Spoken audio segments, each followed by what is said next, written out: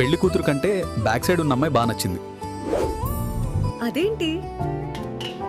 ఇద్దరు ట్విన్సే కదా, ఆ అమ్మాయే ఎందుకు నచ్చింది?